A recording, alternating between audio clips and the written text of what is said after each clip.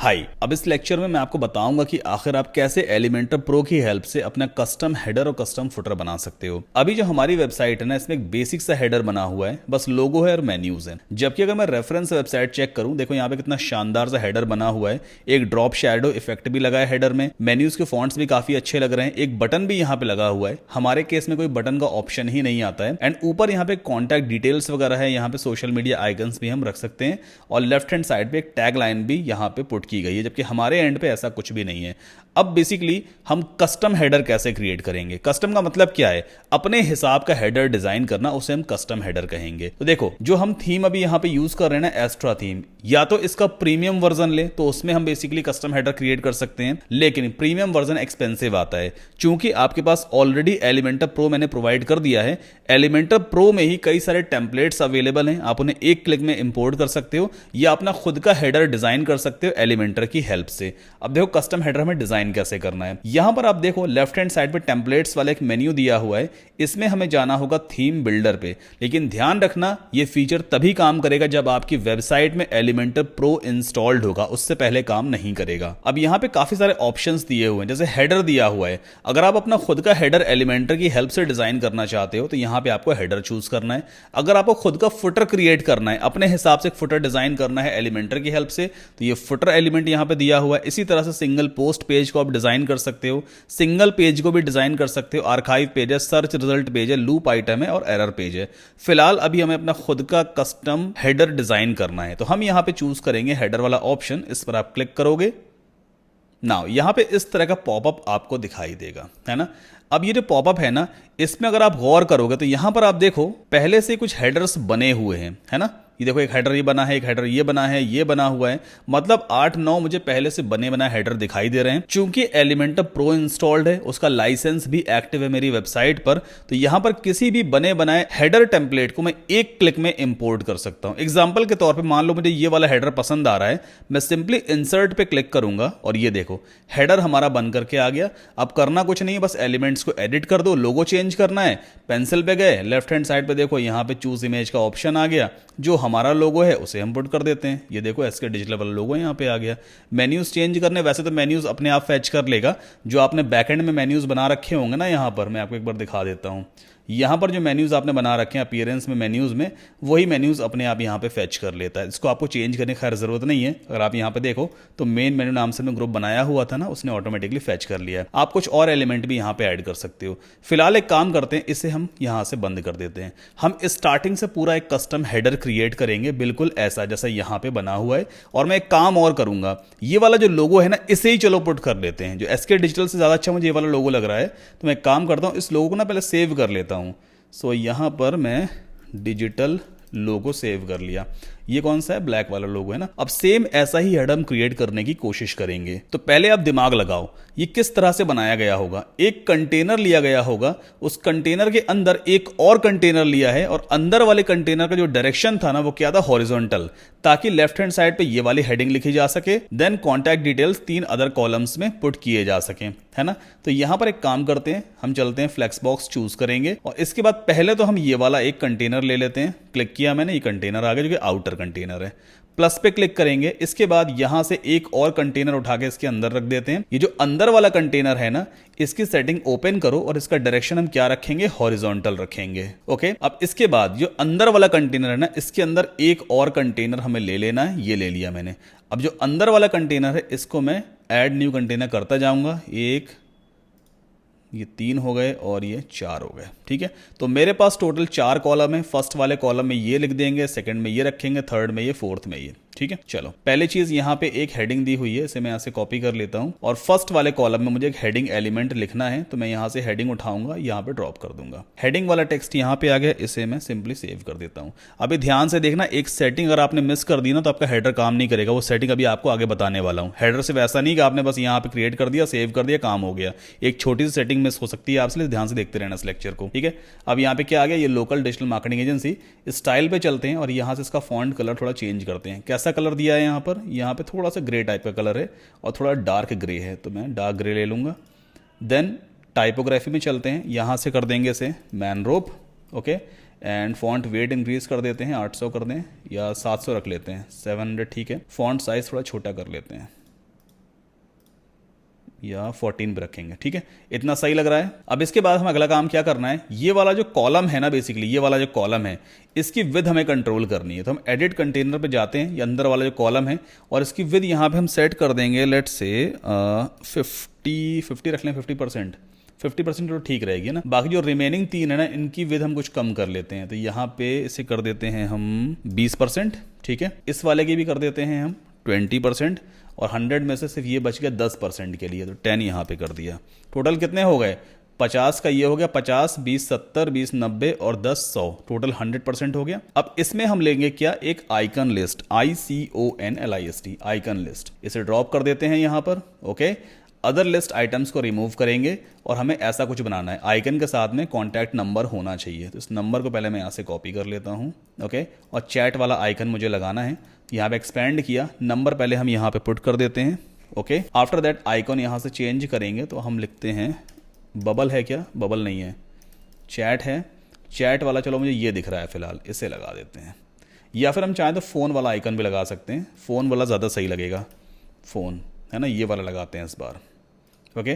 क्या इसका कलर भी सेम है, बिल्कुल सेम कलर है। तो यहाँ पे जो कलर हमने लिया था ना इस हेडिंग के लिए, इस कलर कोड को हम यहाँ से कॉपी कर लेते हैं, वापस चलते हैं इसमें और सबका कलर सेम रखेंगे। तो यहाँ पर आइकन का कलर भी हम कर देंगे ग्रे टाइप का, एंड देन टेक्स्ट का कलर भी हम कर देते हैं ग्रे टाइप का। टेक्स्ट का साइज इतना ही रखो जितना यहाँ पे दिया हुआ है। तो हम आगे टेक्स्ट में एंड यहाँ पे टाइपोग्राफी में 14 लिया था आई थिंक, है ना, तो 14 पिक्सल मैंने इसको भी सेट कर दिया है और यहाँ पे 700 इसका जो वेट था वो है। अब एक आइकन लिस्ट तो रेडी हो गई है, अब इसे आप चाहो तो डुप्लीकेट कर लो या कॉपी कर लो और इसमें हम पेस्ट कर देते हैं, ठीक है। अगली चीज़ क्या दी हुई है, एक ईमेल दिया हुआ है। तो ईमेल के लिए पहले ईमेल में यहाँ से कॉपी करूँगा, वापस यहाँ पर आ गए।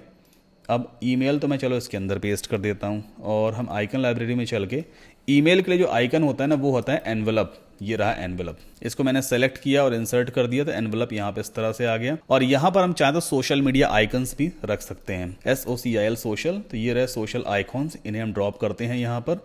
और एक काम करते हैं, अलाइनमेंट करेंगे लेफ्ट, साइज़ थोड़ा छोटा करते हैं, साइज़ काफ़ी बड़ा है इसलिए ना ये मतलब अगली लाइन में दिख रहा था, तो आई थिंक 10 पिक्सल सही रहेगा, हेडर के लिए इतना ठीक रहता है। लिंक वगैरह अपने हिसाब से आप यहाँ पे लगा लेना, फिलहाल अभी हैशटैग डाल देता हूँ मैं सबके अंदर, बाकी जैसा आपको मतलब जो भी आपका प्रोफाइल वगैरह है उसका लिंक आप यहाँ पर लगा दोगे, ठीक है। इतना करने के बाद अगली चीज़ क्या है, हमारे पास ये एक लोगो है और यहाँ पे मेन्यूज़ दिए हैं, एक बटन दिया हुआ, मतलब एक और कंटेनर लिया गया है जिसका डायरेक्शन क्या है, हॉरिजॉन्टल डायरेक्शन है।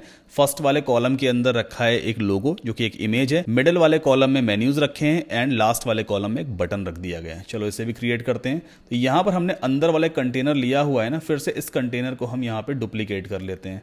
ये मैंने डुप्लीकेट किया तो वर्टिकल नीचे आ गया, ठीक है। इसके अंदर अभी फिलहाल जितने भी कंटेनर्स ले रखे हैं मैंने, जितने भी कॉलम्स हैं सबको हम डिलीट मार देते हैं। चलो एक साथ में सबको पहले डिलीट करूंगा जो अंदर हमने ले रखे हैं कॉलम्स, क्योंकि हमें अंदर का कंटेंट तो हटाना ही है ना, ये मैंने इसे हटा दिया। अब फिर से इसके अंदर एक और कंटेनर ले लेते हैं और ये कंटेनर कितने कॉलम्स में डिवाइडेड होगा, 3 कॉलम्स में, 1 2 और ये 3 हो गया। फर्स्ट वाले में एक इमेज लेते हैं, तो ये रही इमेज, ड्रॉप कीजिए यहाँ पे, चूज़ इमेज में गए और हम यहाँ से जो बेसिकली वो जो इमेज दी हुई है ना लोगो वाली, इसे अपलोड कर लेते हैं। देन सेलेक्ट किया, ये हमारा लोगो आ गया। बीच वाले कॉलम के अंदर क्या आना चाहिए, मेन्यू। तो मेन्यू के लिए यहाँ पे दिया होता है वर्डप्रेस मेन्यू वाला एक बेसिकली विजेट, ये आपको एलिमेंटर प्रो में ही मिलेगा। तो चूंकि एलिमेंटर प्रो हमने ऑलरेडी एक्टिवेट कर रखा है इसलिए यहाँ पे ये अनलॉक्ड है। इसे मैं ड्रॉप करूंगा यहाँ पर, देखो जितने भी मेन्यूज थे अपने आप मेन मेन्यू के अंदर वो सब यहाँ पे फैच हो गए। और लास्ट वाले में हमें एक बटन क्रिएट करना है, तो बटन एक काम कर सकते हैं, बटन हम अपने होम पेज से ही कॉपी कर लेते हैं ना। ये हमारा होम पेज है, एक बार एडिट विद एलिमेंटर पे चलते हैं और बटन को यहाँ से कॉपी करके वहाँ पेस्ट कर देंगे, ताकि स्टार्टिंग से ना हमें सारी सेटिंग वेटिंग ना करनी पड़े। ये बटन आ गया है, राइट क्लिक करते हैं और इसे मैं यहाँ से कॉपी करूँगा, हेडर में आ गया, यहाँ पे हम इसे पेस्ट कर देते हैं, तो पूरा का पूरा बटन आ गया। इसका जो ये इफेक्ट दिख रहा है ना एनिमेशन वाला, इसे हटा देते हैं क्योंकि इफेक्ट भी तो कॉपी हुआ है। एडवांस्ड में जाते हैं और यहाँ पे मोशन इफेक्ट्स आएगा, आपको यहाँ जो एंट्रेंस एनिमेशन है इसे हटा देना है, ठीक है, इतना कर दिया। अच्छा एक चीज़ आप और देखो, यहाँ पर जो एलिमेंटर प्रो हमने एक्टिवेट किया है तो यहाँ पर आप देख सकते हो स्क्रॉलिंग इफेक्ट और माउस इफेक्ट ये भी अनलॉक हो गए। इन्हें मैं आपको अगले लेक्चर में यूज़ करके दिखाऊंगा कि इनकी हेल्प से आप किस तरह के एनिमेशंस कर सकते हो। फिलहाल ये बटन आ गया, इसको राउंडेड करना है तो सिंपली स्टाइल पे चलते हैं और यहाँ पे बॉर्डर रेडियस होगा, ये बॉर्डर रेडियस, सबको लिंक कर दो और सबका बॉर्डर एक्स्ट्रा बढ़ा दो अब, ठीक है। ये बटन भी आ गया। अगली चीज क्या है, ये वाला कॉलम, ये वाला कॉलम और ये वाला कॉलम तीनों इक्वल विड्थ पे हैं, तो फर्स्ट वाले कॉलम की विड्थ हमें थोड़ी कम करनी है, इसको रख देते हैं हम 25% पे। जो बीच वाला कॉलम है इसकी विड्थ हम रख देते हैं 25 है, तो ये कितना होना चाहिए, मान लो इसे 60 रख दें, 60 रख देते हैं, चलो ठीक। और लास्ट वाला जो कॉलम है कितना रह गया, अब 15% रह गया ना शायद, तो टोटल 100 हो जाता है। तो ये हमारे पास इस तरह की विड्थ हमने सेट कर दी है। अगर आपको लग रहा है बटन का भाई टेक्स्ट नीचे शिफ्ट हो गया, बटन की विड्थ कम है, मतलब इसका कॉलम है इसकी विड्थ कम है, तो सिंपली इसकी सेटिंग ओपन करते हैं और यहाँ पे इसकी विड्थ को भी कर देते हैं 20, और ये बीच वाला है ना 65, इसे सॉरी 65 नहीं, ये वाला जो है फर्स्ट वाला 25, इसे कर दो 20। लोगो तो 20% में भी सही सेट हो जाएगा। रही बात मेन्यूज़ की, मेन्यूज़ को थोड़ा सा एडिट करेंगे। पहली चीज़ तो चलते हैं स्टाइल पे, और यहाँ पर टाइपोग्राफी में जाकर के जो मेन्यू का फॉन्ट है उसे चेंज करेंगे, मैनरोप बनाते हैं। पहला काम तो ये हो गया। इसके बाद इसका वेट थोड़ा सा इंक्रीज करते हैं, 700 कर लेते हैं। आफ्टर दैट कंटेंट में चलते हैं और यहाँ पे अलाइनमेंट आप देख रहे हो ना, अलाइनमेंट हमें एंड कर देना ताकि राइट हैंड साइड से ये इस तरह से दिखाई दे, ठीक है। आफ्टर दैट इसके बाद अगली चीज क्या है, अगर आप यहाँ पर गौर करोगे, जो ऊपर वाला एक कंटेनर था ना, इसकी हाइट बहुत कम है और इसका बैकग्राउंड में भी थोड़ा सा कलर सेट है।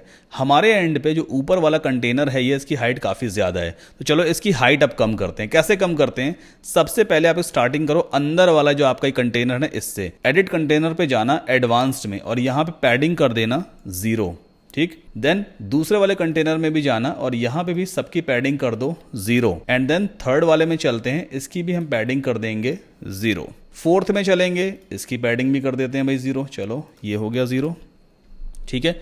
थोड़ी सी हाइट कम हुई। इसके बाद जो बाहर वाला कंटेनर है इसमें भी चलते हैं और यहां पर भी इसकी पैडिंग कर देंगे 0, ये लो, और हाइट कम हो गई। आफ्टर दैट ये जो आउटर कंटेनर है ना, इसमें भी कुछ पैडिंग लगी हुई है, तो हम चलते हैं आउटर कंटेनर में एडवांस्ड में, और यहां पर अगर मैं 0 कर दूंगा पैडिंग तो बिल्कुल ऊपर चिपक जाएगा, है ना। तो एक काम करते हैं, इस आइकन को अनचेक करते हैं, टॉप में थोड़ी सी पैडिंग इंक्रीज कर लेते हैं, इतना ठीक है 5 पिक्सल, और बॉटम में भी कर देते हैं 5 पिक्सल, ठीक। इतना कर लिया। अगली चीज क्या है, यहाँ पे एक बैकग्राउंड कलर है, तो इसका कलर कोड निकालते हैं इंस्पेक्ट करके कि कौन सा कलर है। ये मैंने यहाँ पे चूज किया और ये रहा colour code F7 F7 F7, है ना, कॉपी हो गया। ये वापस आते हैं कंटेनर में और यहाँ पे स्टाइल में जाकर के पहले क्लासिक चूज करेंगे और यहाँ पर हम कलर कोड पेस्ट कर देते हैं। देखो ये पूरे कंटेनर का कलर कोड हो गया, कोई दिक्कत नहीं है, अभी इसको हम फिक्स कर लेंगे। इतना कर लिया, आगे बढ़ते हैं। अगली चीज हमें क्या करनी है, ये जो लोगो वाला बार है ना, इसका बैकग्राउंड कलर क्या होना चाहिए, एकदम वाइट होना चाहिए। बट हमारे केस में चूंकि हमने एक आउटर कंटेनर लिया था और उसी आउटर कंटेनर के अंदर हमने यहाँ पे ये वाला कंटेनर ले लिया, तो जो बैकग्राउंड कलर हम आउटर कंटेनर पे सेट करेंगे वही तो भाई इस पे भी अप्लाई हो जाएगा ना। तो कोई तरीका नहीं रह गया है कि हम इस वाले बार का जो बैकग्राउंड कलर है वो व्हाइट करें। अब एक तरीका बस रह जाता है, हम इस आउटर कंटेनर को डुप्लीकेट कर लेते हैं, पूरा का पूरा कंटेनर, और इसका बैकग्राउंड कलर हम सेट कर देते हैं एकदम व्हाइट। देखो छोटे मोटे ट्रिक्स ना आपको करना आना चाहिए, ठीक। इसका मैंने बैकग्राउंड कलर कर दिया व्हाइट। ऊपर जो हमने ये लोगो वाला रो ले रखा है ना, या कंटेनर ले रखा है, इसे हम यहां से डिलीट कर देते हैं, और नीचे वाला जो कंटेनर है इसमें से हम इस वाले इनर कंटेनर को डिलीट कर देंगे, इसे भी डिलीट कर देते हैं, and this one and this one सब डिलीट कर दिया, और यहां से इसको भी आप डिलीट कर दो। अभी सही हो गया ना, ऊपर का अलग कंटेनर हो गया, नीचे का अलग कंटेनर हो गया। नीचे वाले कंटेनर का हमने बैकग्राउंड कलर सेट कर दिया है व्हाइट। आपको समझ में आया ना हमने क्या किया, दो अलग अलग कंटेनर हम ले सकते हैं, एक का कलर हमने कर दिया है बैकग्राउंड में ऑफ वाइट का, और दूसरा हमने एकदम व्हाइट कर रखा है। यहाँ पे जो फॉन्ट्स हैं इसका कलर थोड़ा चेंज करते हैं, स्टाइल पे चल के यहाँ से थोड़ा सा डार्क करेंगे। अब मुझे लग रहा है जो हमने फॉन्ट वेट बढ़ा दिया है ना, उसे कम ही रखना चाहिए, 600 सही रहेगा। अब रही बात, ये जितने भी मेन्यू आइटम्स हैं इनके बीच में जो गैप है ना, इसे हम कहते हैं पैडिंग। इस गैप को आप कहां से कंट्रोल करते हो, मेन मेन्यू में ही देखो, यहां पे स्टाइल में ये दिया होता है, कहां गया, हॉरिजॉन्टल पैडिंग। आप इस तरह से इसे इंक्रीज या डिक्रीज कर सकते हो गैप। हॉरिजॉन्टल का मतलब इस तरह से, है ना, लेफ्ट टू राइट वाले डायरेक्शन में, तो आप ऐसे इनके गैप को भी कंट्रोल कर सकते हो। देखो गैप इस तरह से कंट्रोल हो जाता है। नाउ अब जब मैं इसके ऊपर होवर करता हूं तो यहां पे ग्रीन कलर आ रहा है और नीचे एक लाइन बन के आ रही है। जो नीचे लाइन बन के आती है ना, उसे कहते हैं पॉइंटर, और जब हम माउस रखते हैं किसी मेन्यू आइटम पे तो ये कहलाता है मेन्यू होवर करना। तो अभी यहीं पर ये होवर की सेटिंग दी हुई है। होवर में टेक्स्ट कलर हो जाता है ग्रीन और पॉइंटर का कलर भी हो जाता है ग्रीन। हम होवर में चाहें तो इसे कर सकते हैं ब्लू या ऑरेंज। एक काम करते हैं, यहां पे ले लेते हैं ऑरेंज, ठीक है। और इस ऑरेंज का कलर कोड ये मिल गया, इसे आप कॉपी करो। पॉइंटर का कलर भी मैं ऑरेंज ही रखना चाहता हूं। अब जैसे मैं माउस मूव करूंगा, होवर करूंगा, देखो ऑरेंज हो गया, है ना। एक स्टेट ये हो गई, पहली नॉर्मल स्टेट है, मतलब जो नॉर्मल आपको दिख रहा है। दूसरी स्टेट होती है जब आप उस पर होवर करते हो, मतलब माउस लेके जाते हो तो क्या कलर होना चाहिए। और तीसरी स्टेट होती है एक्टिव स्टेट। अगर आप किसी मेन्यू पे क्लिक कर देते हो और उसका पेज ओपन हो जाता है तो मेन्यू का उस टाइम पे कलर क्या रहेगा, क्योंकि उस टाइम पर जो मेन्यू आइटम है ना वो एक्टिव है। तो यहां पे तीसरी स्टेट भी दी हुई है एक्टिव। एक्टिव में आप कोई अलग कलर भी रख सकते हो, फिलहाल ऑरेंज ही रहना चाहिए। जो हमने होवर किया है ना वही कलर रहे तो ज्यादा बेटर है, तो अपने आप ही होवर वाला कलर यहां पे ले लेगा। अदरवाइज हम एक्टिव में चाहें तो मैनुअली भी इसको सेट कर सकते हैं, ऑरेंज कलर, पॉइंटर का भी ऑरेंज कलर। अच्छा, एक चीज और, कंटेंट में चलते हैं। आप इस पॉइंटर को यहां से चेंज भी कर सकते हो। आप चाहते हो खाली नीचे लाइन बन के ना आए, कुछ और भी होना चाहिए। तो यहां पर आप देखो पॉइंटर के लिए काफी सारी सेटिंग दी होती है। आप चाहो तो ओवर लाइन कर सकते हो। अब जब मैं माउस होवर करूंगा देखो ऊपर की तरफ लाइन बन के आने लग गई। देन एक और इफेक्ट दिया डबल लाइन का।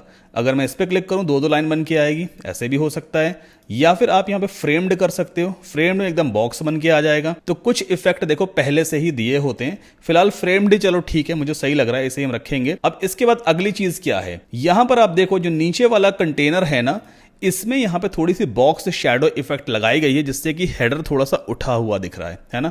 तो हम भी एक काम कर लेते हैं, हमारा नीचे वाला जो कंटेनर है ये वाला, इसकी सेटिंग ओपन करो। देन स्टाइल में यहां पे हम बॉर्डर पे गए और बॉर्डर में हमें पहली चीज तो क्या है, यहां पर इस पेंसिल को इनेबल करना है। देखो अपने आप यहां पे 3D इफेक्ट आ गया। देन यहां पे डायरेक्शन का ऑप्शन दिया है। अगर आप गौर करोगे ऊपर देखो यहां पे कोई भी मतलब 3D टाइप का इफेक्ट नहीं, बॉक्स शैडो नहीं, बट नीचे की तरफ को है। तो हम क्या कर सकते हैं, वर्टिकल डायरेक्शन थोड़ा सा इसका चेंज कर लें। ऐसे देखो मैंने चेंज किया ना, ऊपर से वो थोड़ा सा कम हो गया, नीचे ज्यादा हो गया। बाकी ब्लर की क्वांटिटी अगर आप यहां से बढ़ाओगे तो इस तरह देखो बढ़ जाता है, ये ऐसा बिल्कुल इस तरह दिखाई देगा। ज्यादा नहीं बढ़ाना, रिक्वायरमेंट के हिसाब से जितना आपको ठीक लगे बस आप उतना बढ़ाओगे। और यहाँ पे स्प्रेड थोड़ा और करेंगे, डार्क हो जाएगा। आप इसे चाहो तो कम भी कर सकते हो। तो इतना मुझे देखो ठीक लग रहा है ना, ये काफी सही लग रहा है। कलर अगर आपको चेंज करना हो इस शैडो का तो यहां पर जाके आप इसे चेंज भी कर सकते हो। फिलहाल इसे मैं नहीं छेड़ूंगा। इतना करने के बाद अब पब्लिश पे क्लिक करेंगे। जैसे ही आप पब्लिश पे क्लिक करते हो इस तरह का एक पॉपअप आपके सामने आ जाएगा। मेक श्योर आपको डायरेक्टली यहां पे सेव एंड क्लोज नहीं करना है, पहले आपको ऐड कंडीशन पे क्लिक करना है। और यहां पे पहले से ही सिलेक्टेड रहेगा इंक्लूड, और यहां पे सिलेक्टेड है एंटायर साइट। इन दोनों का मतलब क्या है, इसका मतलब यह है कि अभी हमने एक कस्टम हेडर क्रिएट किया है, वो कस्टम हेडर पूरी एंटायर वेबसाइट पे हर एक पेज पे दिखना चाहिए। तो वो सेटिंग मैंने यहां पे लगा दी है, वो कंडीशन अप्लाई कर दी है। अगर आप ये कंडीशन नहीं अप्लाई करते ना तो एलिमेंटर से आपने कस्टम हेडर तो बना लिया था, वो सेव भी हो जाता वर्डप्रेस के डैशबोर्ड में, लेकिन वो पूरी साइट पे कहीं भी नहीं दिखता। तो हमें वर्डप्रेस को बताना पड़ता है भाई कि जो हेडर हमने बनाया है ना इसको एंटायर साइट पे दिखाओ। इसके बाद सेव एंड क्लोज पे क्लिक कर देंगे, बस हमारा काम हो गया। अब अगर मैं इस पेज को एक बार आपको दिखाऊं, एक बार न्यू पेज ओपन करते हैं, सॉरी व्यू पेज। तो ये देखो हमारा कस्टम हेडर बन करके आ गया, सारे मेन्यूज हैं। क्लिक करूंगा मैं तो सर्विसेज वाला पेज ओपन होता है, कॉन्टैक्ट वाला पेज ओपन होता है। हेडर काफी सही बन गया। अपने हिसाब से आप इसे कस्टमाइज भी कर सकते हो, मैंने आपको तरीका बता दिया है। रही बात लोगो की, हमेशा ध्यान रखिएगा लोगो क्लिकेबल होता है और जब लोगो पे हम क्लिक करते हैं तो हमारा होम पेज ओपन होना चाहिए। तो हमारा होम पेज का यूआरएल क्या है, जो मेन डोमेन है ये है। इसे मैं कॉपी कर लेता हूं, वापस आते हैं एलिमेंटर की स्क्रीन पे और ये हमारा लोगो है। इसको एक बार हम एडिट करेंगे, जो इमेज है ना, यहां पे देखो लिंक का ऑप्शन दिया होता है इमेज में ही, अभी नन है। आपको चूज करना है कस्टम यूआरएल और यहां पर आप अपने होम पेज का लिंक पुट करके इसको सेव कर दोगे। अब जब फिर से इसको हम एक बार रिफ्रेश करेंगे तो ये आप देखो लोगो हमारा क्लिकेबल है। अगर मैं ब्लॉग वाले पेज पे जाऊं और फिर से मैं लोगो पे क्लिक करूं तो हमारा होम पेज ओपन हो जाता है। ये एक स्टैंडर्ड तरीका है। अच्छा, एक चीज फिर से आपको रिमाइंड करवा देता हूं, अक्सर मैंने स्टूडेंट्स साथ ही दिक्कत देखी है कि वो मतलब होम पेज क्रिएट कर लेते हैं लेकिन जब भी अपना मेन डोमेन ओपन करते हैं उनका होम पेज नहीं आता है। हालांकि सेटिंग में बार बार बताता भी हूं बट फिर भी पता नहीं लोग क्यों नहीं समझ पाते हैं। अगर इनकेस आपने कोई एक पेज क्रिएट किया है, एग्जाम्पल के तौर पर मान लो आपने यहां पे एक होम पेज क्रिएट किया, ये वाला, ठीक। जब आप अपना मेन डोमेन ओपन करते हो अगर आपका होम पेज नहीं दिख रहा है, इसका मतलब यह है कि आपने अपने होम पेज को एज अ फ्रंट पेज या as a home page set नहीं किया है। आपने सिर्फ पेज बना लिया है, उसे सेट भी करना होता है। कहां से सेट करते हैं, सेटिंग्स में जाके हमें रीडिंग में जाना होता है और यहां per your home page displace, by default आपके एंड पे ये वाला ऑप्शन सेलेक्टेड होगा तो आपको दूसरा ऑप्शन ये वाला सेलेक्ट करना होता है, अ स्टैटिक पेज। और होम पेज वाले ड्रॉप डाउन में से आपको अपना होम वाला पेज सेलेक्ट करके इस पेज को सेव कर देना होता है। पोस्ट पेज में ड्रॉप डाउन में आपको कुछ भी सेलेक्ट नहीं करना है, इसको छेड़ना मत। सिर्फ होम पेज वाले ड्रॉप डाउन में जिस पेज को आप एज अ होम पेज दिखाना चाहते हो उसे आप सेलेक्ट करोगे और सेव चेंजेस पे क्लिक कर देना। तो आई होप आपको समझ में आया होगा भाई हेडर कैसे डिजाइन करते हैं। बस यही तरीका है, आपको फुटर भी इसी तरह से डिजाइन कर लेना है। अपने हिसाब से थोड़ी क्रिएटिविटी यूज करना। जैसे रेफरेंस वेबसाइट के ऊपर यहां पर देखो फुटर इस तरह का दिया हुआ है। पहले 2 कंटेनर लेना, पहले वाले कंटेनर में 2 कॉलम रहेंगे और दूसरे वाले कंटेनर में 3 कॉलम्स रहेंगे, फर्स्ट, सेकंड एंड थर्ड। रही बात ये डिजाइन कैसे आया, तो ये है शेप्ड डिवाइडर, जो मैं आपको ऑलरेडी पहले ही बता चुका हूं। आई थिंक प्रीवियस लेक्चर में मैंने आपको बताया था। तो ये आपके लिए एक असाइनमेंट रहेगा। रेफरेंस वेबसाइट में आपको बता चुका हूं कैसे आपको एक्सेस करनी है। फिर से जाना एक बार गूगल के ऊपर और यहां पे टाइप करना SEOWP वर्डप्रेस थीम। ये आप टाइप करोगे, सबसे पहला लिंक आपको SEOWP दिखाई देगा, इसे आप ओपन कर लेना। देन आफ्टर आपको लाइव प्रीव्यू पे क्लिक कर देना है। आपके सामने इस तरह का पेज ओपन होगा और यहां पर आपको व्यू डेमो पे चले जाना है। तो इस वेबसाइट का डेमो आपके सामने ओपन हो जाता है। स्क्रॉल डाउन करना, ये फुटर है, ये आपका असाइनमेंट है, आपको खुद से क्रिएट करना है। थोड़ा सा आपको भी दिमाग लगाना चाहिए कि भाई ये सारे एलिमेंट्स आखिर हम कैसे क्रिएट करेंगे। इन केस कोई भी डाउट है, क्वेश्चन है, क्वेरी है, इस नंबर पर कॉन्टैक्ट कर लेना। या आपके सामने ईमेल एड्रेस आ रहा है, आप इस पर भी अपनी क्वेरीज को ड्रॉप कर सकते हो, तो प्रायोरिटी भी आपको इस पर रिप्लाई भी मिलेगा। तो इस लेक्चर में इतना ही, मिलते हैं नेक्स्ट लेक्चर में।